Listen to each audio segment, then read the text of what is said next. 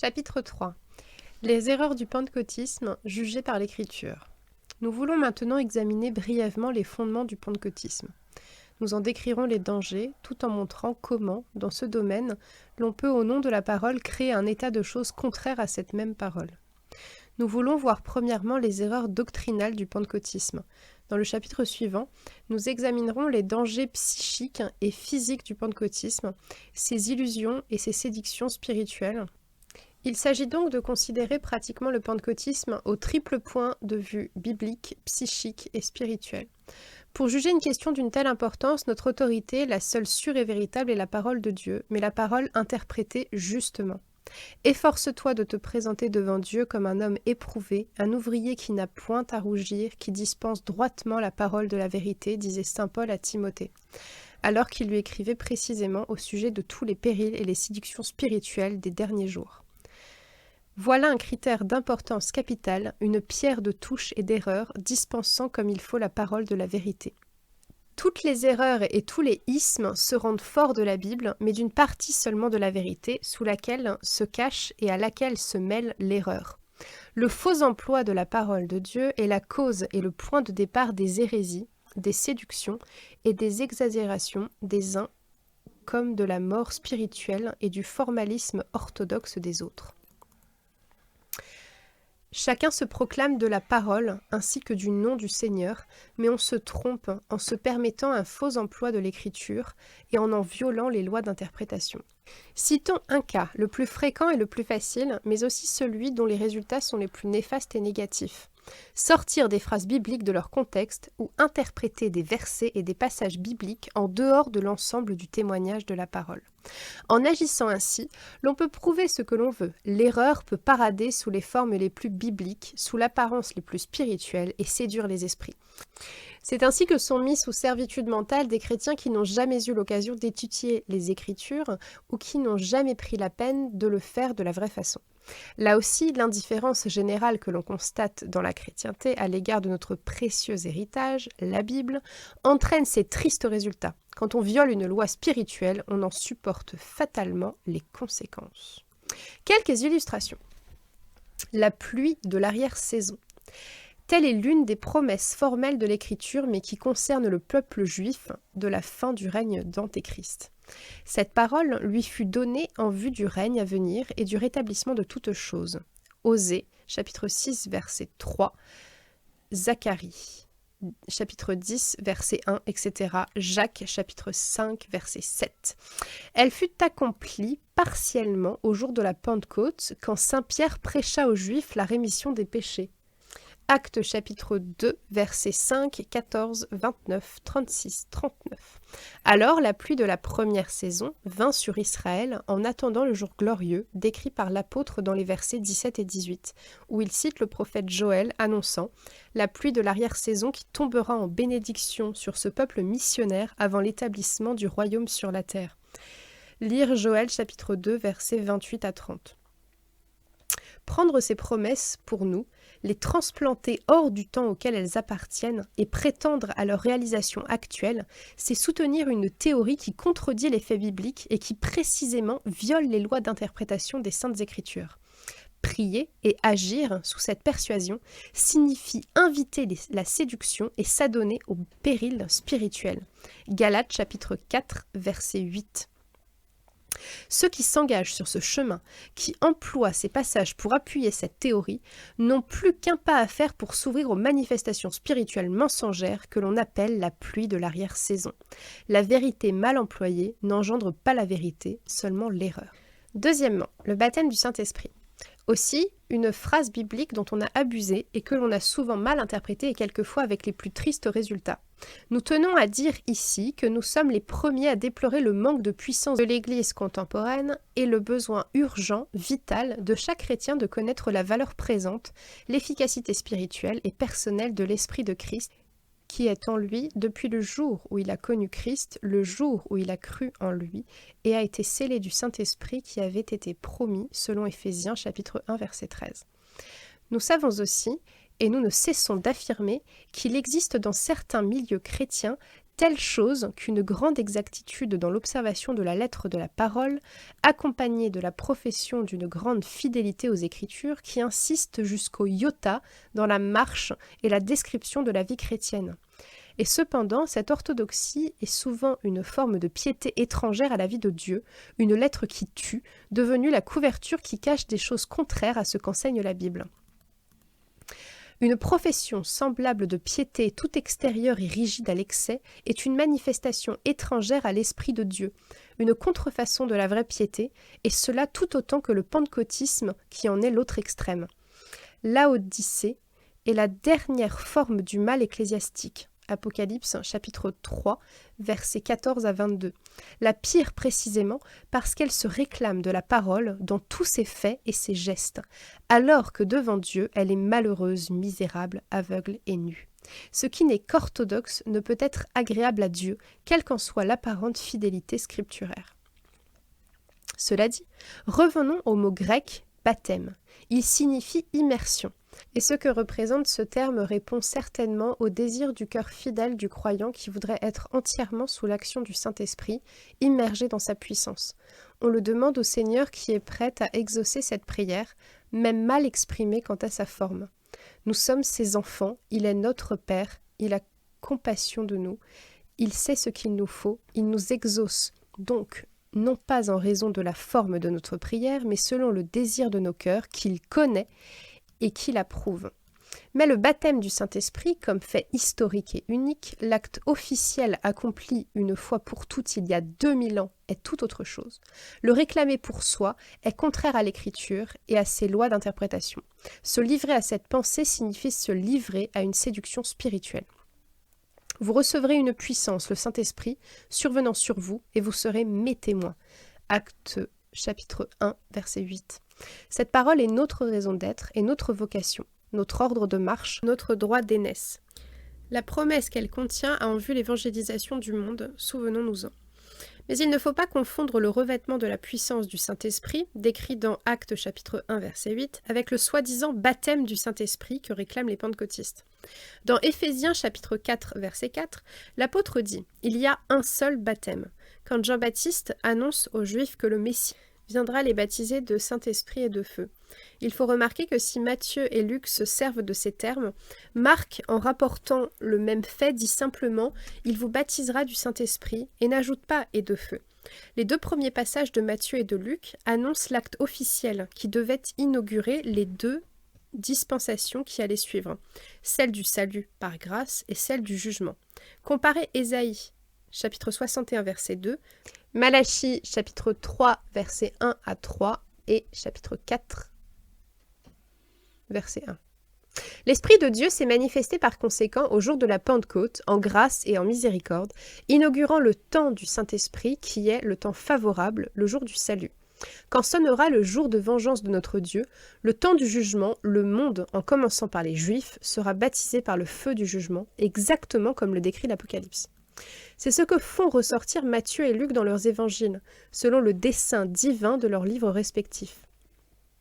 Marc, qui dans son évangile révèle le parfait serviteur, n'avait naturellement pas à parler de l'administration du jugement, et c'est pourquoi il tait le baptême de feu. Répétons-le, ce terme appartient au langage prophétique, il ne concerne nullement l'expérience à laquelle certains se livrent en croyant recevoir le baptême du Saint-Esprit. Pris hors de leur véritable contexte et dépourvu du sens que Dieu leur donne, le baptême du Saint-Esprit et le baptême de feu ne peuvent que créer des erreurs, des confusions et des illusions qui augmentent la persuasion propre à l'erreur. Il s'agit, en effet, d'une persuasion, mot employé par l'apôtre Paul dans Galates chapitre 5, verset 7, et traduit parfois par influence ou suggestion, terme bien explicite aussi. Celui qui est l'esclave d'une telle persuasion en est lui-même énergisé, et par la force de sa volonté, il communiquera aisément cette persuasion aux autres. Pentecôte fut donc un jour unique, historique, qui ne se répétera pas plus que le jour de la naissance du Sauveur.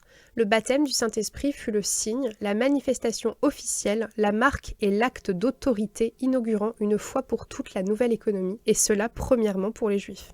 Troisièmement, Mais ceci nous conduit plus loin. Comme nous venons de le dire, il est immanquable qu'étant sous cette persuasion, l'on en arrive à réclamer et à même imposer aux autres ce que l'on appelle les signes et les miracles. Signes et miracles, comme nous l'avons mentionné plus haut, est un terme technique des Saintes Écritures. Les Actes des Apôtres démontrent clairement que les signes et les miracles caractérisent les premiers temps de l'Église avant que l'apôtre Paul se donnât entièrement au monde païen, alors qu'il s'occupait encore de la maison d'Israël. Il nous est dit dans 1 Corinthiens chapitre 1 verset 22 que les Juifs demandent des miracles. Du temps du Sauveur d'eux-mêmes, nous voyons les Juifs s'attendre continuellement à ce que le Messie justifie son origine divine par des miracles. Voir Matthieu chapitre 12 verset 38 et chapitre 16 verset 1. Dans Jean chapitre 14 verset 48, le Maître leur adresse ces paroles révélatrices. « Si vous ne voyez des signes et des miracles, vous ne croyez point. » Ce fut à cause de l'incrédulité à son égard, de leur péché et de leur orgueil de cœur, que le Seigneur, à mesure que s'approchait la fin de son ministère terrestre, accomplit moins de miracles qu'au début, et que ceux qu'il accomplit encore excitèrent même la colère des Juifs contre lui, car la foi basée sur des miracles n'est pas la foi vraie. Malgré tant de miracles qu'il avait faits en leur présence, ils ne croyaient pas en lui. Jean chapitre 12 verset 37. L'apôtre Pierre, au jour de la Pentecôte, déclare « Hommes israélites, écoutez ces paroles. Jésus de Nazareth, cet homme à qui Dieu a rendu témoignage devant vous, par les miracles, les prodiges et les signes qu'il a opérés par lui au milieu de vous, comme vous le savez vous-même, cet homme, livré selon les desseins arrêtés et selon la prescience de Dieu, vous l'avez crucifié. » Actes chapitre 2, versets 22 et 23. Ce terme « signe et miracle » dont nous exposons ici le contexte et les seules et vraies conditions, n'est pas autre chose que l'accomplissement de certaines promesses messianiques de l'Ancienne Alliance, où les prophètes juifs annonçaient formellement que les signes et les miracles seraient la preuve par laquelle les Juifs pourraient reconnaître leur Messie. Ésaïe, chapitre 35, versets 5-6, chapitre 29, verset 18, à comparer avec Matthieu, chapitre 11, versets 3 à 6, etc. Voilà pourquoi l'apôtre Paul insiste auprès des païens sur le fait que c'est par la seule parole de la foi que le païen croit et peut être sauvé. Romains chapitre 10, versets 6 à 17. Dieu est le Dieu des miracles. Toutes choses lui sont possibles.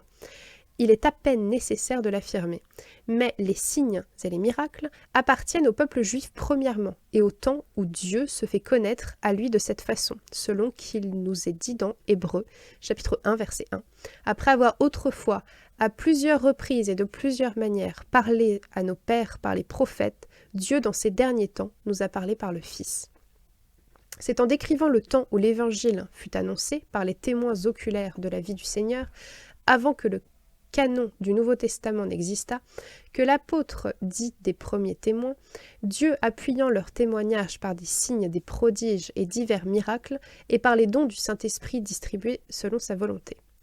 Mais il ajoute que ce sont là les premiers éléments de la doctrine du Christ, Hébreux chapitre 6 verset 1, et il exhorte les croyants à tendre plus loin et à ne pas en rester là, car ces premiers éléments caractérisent un état d'enfance sans discernement des esprits, sans compréhension de la parole de la justice. Vous, en effet, qui depuis longtemps devriez être des maîtres, vous avez encore besoin qu'on vous enseigne les premiers rudiments des oracles de Dieu.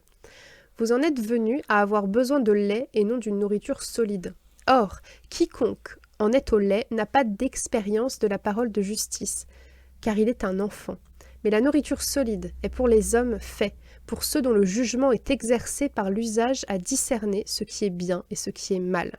Hébreux, chapitre 5, versets 12 à 14. Quatrièmement, le don des langues. Nous ne voulons pas nous arrêter à la prétention souvent émise dans les milieux pentecôtistes, prétention déplorable tant au point de vue logique que biblique, que sans ces dons, l'on n'a pas reçu le Saint-Esprit, l'on n'est pas propre au service. Telle est l'une des causes de la confusion qui règne aujourd'hui à l'égard du pentecôtisme et des déceptions et des tristes résultats qui, à la longue, en sont fatalement la conséquence quant à passer la première effervescence. Et cependant, nous sommes obligés de constater aujourd'hui que la grande ignorance biblique et l'ardente soif spirituelle des âmes les rendent accessibles à de telles persuasions. Et comme le dit Paul, si l'on séduit les autres, c'est qu'on est séduit soi-même.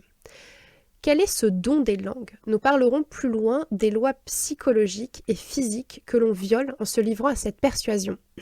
Pour le moment, nous nous bornerons à dire que le don des langues, dont parlent les Actes des Apôtres, chapitre 2, est chose entièrement distincte et différente du prétendu don du mouvement de Pentecôte contemporain. Il est vrai que Dieu peut faire toute chose jusqu'à faire parler une ânesse, mais seulement dans le temps et pour le besoin d'un bas la main. Mais il est également vrai que Dieu ne veut pas faire ce qui viole les lois divines et psychologiques qu'il a lui-même établies. Il ne les violera pas, même pour plaire à ses propres enfants. Le pentecôtisme est coupable de ces deux violations, ses adeptes en subissent fatalement les résultats néfastes et les effets négatifs d'aveuglement et d'étourdissement, tout en étant vraiment sincères et dévoués dans ce qu'ils croient être vrai. Le don de parler en langue étrangère qui se manifesta au jour de la Pentecôte fut accordé dans le but de répondre aux besoins uniques de cette occasion. Ce don fut employé avec intelligence et pratiqué avec ordre. Les Écritures n'existant alors qu'en hébreu ou en grec, et par un acte souverain du Seigneur, elles furent proclamées dans la langue de chacun, selon la sobre description d'Actes chapitre 2, versets 4 à 11. Il est important de noter qu'elles furent les deux occasions où le don des langues est encore mentionné dans les livres des Actes. Elles sont significatives. Chapitre 10, versets 44 à 46 et chapitre 19, verset 6. Dans le premier cas, il s'agit de la première fois où l'évangile fut annoncé aux païens. Ce don fut accompagné de l'imposition des mains d'un apôtre. Ce fut un acte unique et officiel qui ne devait pas se renouveler. Le second cas se produisit lors de la conversion au christianisme d'une douzaine de prosélytes, disciples de Jean. Ils avaient été conduits au baptême de repentance de Jean, mais pas plus loin. Ils n'étaient donc pas sous la grâce ni possesseurs du salut par grâce. L'apôtre leur prêcha l'Évangile, sa prédication fut accompagnée de la puissance du Saint-Esprit. Puis il leur imposa les mains et ils parlèrent alors en langue. Ces deux cas sont uniques et les expériences décrites dans ces passages ne se renouvelèrent plus dans toute l'histoire apostolique. Ceci nous conduit au passage important de la première épître aux Corinthiens, chapitre 2, 12 à 14, dont la clé nous est donnée au chapitre 13, au verset 8 à 11, qui explique et solutionne tout le contexte. Ces Corinthiens, avec tous leurs dons et leurs privilèges, étaient affligés de nombreux maux spirituels.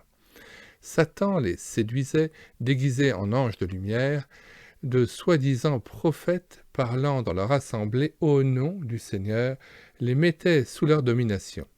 La plus grande confusion morale régnait au milieu d'eux, de pair avec la plus grande anarchie spirituelle. L'un des désordres les plus saillants favorisés par cet état de choses concernait précisément le parler en langue. La chose juste, originelle, avait été prolongée au-delà de son temps et en dehors de son cadre légitime. Le mélange qui en était résulté avait naturellement provoqué des schismes et des séductions de la pire sorte. Se parler en langue se glissait au milieu de manifestations de vraie vie et de puissance spirituelle. Mais la mesure de vérité sous laquelle se dissimule l'erreur ne peut jamais justifier l'erreur, au contraire, elle en augmente le danger. Il en est de même de nos jours. Nul ne doute que des âmes puissent trouver le salut dans certains milieux pentecôtistes, mais ceci est dû non pas au pentecôtisme et à ses manifestations, mais seulement à la mesure dans laquelle l'Évangile a été annoncé et accepté à côté des erreurs qu'il ne justifie pas. N'oublions pas que dans de tels cas, le mélange subsiste ensuite dans l'âme du jeune croyant. C'est ici la signification véritable du chapitre 13 de la première épître aux Corinthiens qui déclare que l'amour est supérieur et plus désirable que tous les autres